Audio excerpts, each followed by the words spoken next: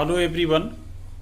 आज के इस वीडियो में सिंथेसिस के अंतर्गत फॉर्मेशन ऑफ कंपाउंड सेंटेंस देखेंगे। तो सबसे पहले हम कंपाउंड सेंटेंस को देखते हैं कि ये है क्या। इसे हम संयुक्त वाक्य भी कहते हैं और एक ही वाक्य में दो या दो से अधिक काम पाए जा सकते हैं। कंपाउंड सेंटेंस बनाने के लिए हमें कोऑर्डिनेटिंग कंजक्शन का प्रयोग करना होता है। एक बात का सस्पिशन आप न रखें कि हम इसके पहले जो कॉम्प्लेक्स सेंटेंस देखे थे उसमें हमने प्रिंसिपल क्लास और सबऑर्डिनेट क्लास देखा था, यानी प्रधान उपवाक्य और आश्रित उपवाक्य। कोऑर्डिनेट कंजक्शन का मतलब ये कि वह वाक्यों को संयुक्त करेगा, कोई एक उपवाक्य दूसरे उपवाक्य पर आश्रित नहीं रहेगा। तो सबसे पहले फॉर्मेशन ऑफ कंपाउंड सेंटेंस के लिए आइए हम पहला नियम देखते हैं। सबसे पहले आइए देखते हैं यूज ऑफ कुमुलेटिव कंजक्शन।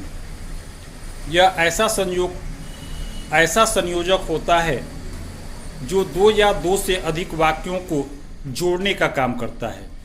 इसके लिए आप and, as well as, and dot dot both, not only dot dot but also का प्रयोग कर सकते हैं। और इस कोऑर्डिनेटिव कंजक्शन का प्रयोग करके हम दो या दो से अधिक सिंपल सेंटेंस को जोड़कर एक कंपाउंड अर्थात संयुक्त वाक्य बना सकते हैं। एग्जाम्पल देखें, he took my pen yesterday, he returned it today. उसने कल मेरा कलम लिया, उसने आज इसे लौटा दिया। इसे आप एंड से जोड़ें तो he took my pen yesterday and returned it today. ये आपका हुआ यूज ऑफ कुमुलेटिव कंजक्शन। आइए दूसरा देखते हैं। सेकेंड है यूज ऑफ अल्टरनेटिव, यानी वैकल्पिक। अगर एक वाक्य दूसरे वाक्य का विकल्प बन रहा हो तो हम आइदर आर, नाइदर नार, ओआर आर या अदरवाइज कंजक्शन का प्रयोग करके दो वाक्यों को जोड़कर एक कंपाउंड सेंटेंस बना सकते हैं। एग्जाम्पल देखें आप, make haste we shall miss the train. अर्थ करें जल्दी करो हमारी ट्रेन छूट जाएगी। अब इसमें विकल्प है कि अगर जल्दी आप नहीं करते हैं तो उसका विकल्प ये मिल रहा है कि हमारी ट्रेन छूटेगी। तो make haste otherwise we shall miss the train. अब आता है आपका यूज ऑफ एडवर्सेटिव कंजक्शन, यानी ऐसा कंजक्शन जो एक वाक्य के दूसरे वाक्य से विरोध प्रकट करता हो या ऐसा लगता हो कि वह विरोध उसमें हो रहा है, सेम नहीं लग रहा, तो वहां पर हम बट जैसे कंजक्शन का प्रयोग करके दो वाक्यों को जोड़कर एक वाक्य बनाते हैं। जैसे he is lazy, he is clever. अब ऐसा माना जाता है कि जो व्यक्ति सुस्त होता है वह चालाक नहीं हो सकता, किसी काम का नहीं होता।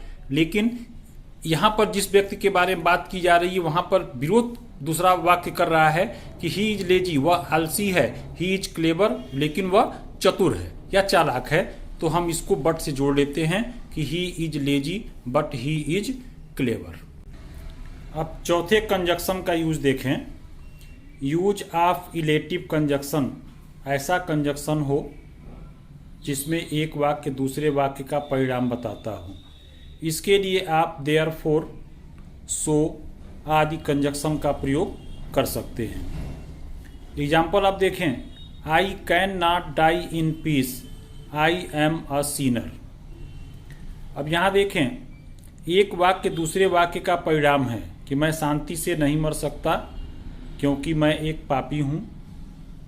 तो परिणाम दे रहा है कि पापी हूं इसलिए शांति से नहीं मर सकते, इसलिए इस वाक्य को सो से जोड़ा गया कि I am a sinner so I can not die in peace. तो इस प्रकार से आप कोऑर्डिनेटिंग कंजक्शन का प्रयोग करके दो या दो से अधिक सिंपल सेंटेंस को मिलाकर एक कंपाउंड सेंटेंस बना सकते हैं। अब आइए इसका एक और नियम होता है उसको भी देख लेते हैं। फॉर्मेशन ऑफ कंपाउंड सेंटेंस का सेकेंड रूल देखते हैं, यूज ऑफ रिलेटिव प्रोनाउंस और रिलेटिव एडवर्ब्स। देख रहे हैं रिलेटिव प्रोनाउन और रिलेटिव एडवर्ब, इनका भी प्रयोग करके आप वाक्यों का कंपाउंड सेंटेंस बना सकते हैं। लेकिन उसके लिए होना ये चाहिए कि रिलेटिव प्रोनाउन या रिलेटिव एडवर्ब कंटिन्यूटिव सेंस में हो, अर्थात लगातार एक फॉर्म में बात चल रही हो। आप एग्जाम्पल देखें, इससे क्लियर होगा। I meet Harish, he gave me a book. आप इसे अगर एक सेंस में नहीं कहना चाहते या एक सांस में नहीं कहना चाहते तो इसको आप यूज ऑफ कुमुलेटिव कंजक्शन का प्रयोग करके भी जोड़ सकते हैं। तब ये होता I meet Harish and he gave me a book. लेकिन एक सांस में है कि I meet Harish who gave me a book, तो यहाँ हमने गेव मी अ बुक को हु रिलेटिव प्रोनाउन से जोड़ लिया और यह वाक्य भी हमारा कंपाउंड सेंटेंस बनता है। वहीं सेकेंड एग्जाम्पल देखें, we went to Kolkata last year. हम पिछले वर्ष कोलकाता गए। We stayed there for 4 days। हम वहाँ 4 दिन तक ठहरे। अब एक सेंस में आपको लेके चलना है तो आप रिलेटिव एडवर्ब या रिलेटिव प्रोनाउन का प्रयोग करेंगे। देखिए, last year we went to Kolkata where we stayed for 4 days। और अगर अलग अलग करना था आपको तो फिर इस वाक्य को एंड से ही जोड़ करके या एज वेल एज का प्रयोग करके दोनों वाक्यों को जोड़कर एक कंपाउंड सेंटेंस बना सकते हैं। तो इस प्रकार से हमने सिंथेसिस इस वीडियो के जरिए समाप्त किया। अब अगले वीडियो से हम ट्रांसफॉर्मेशन या सिंटेक्स स्टार्ट करेंगे ग्रामर के अंतर्गत, जो कि आप लोगों के लिए बहुत उपयोगी रहेगा। वीडियो को देखने के बाद लाइक, शेयर, कमेंट्स करना न भूलें और सब्सक्राइब न किए हों तो सब्सक्राइब भी करें। Thank you.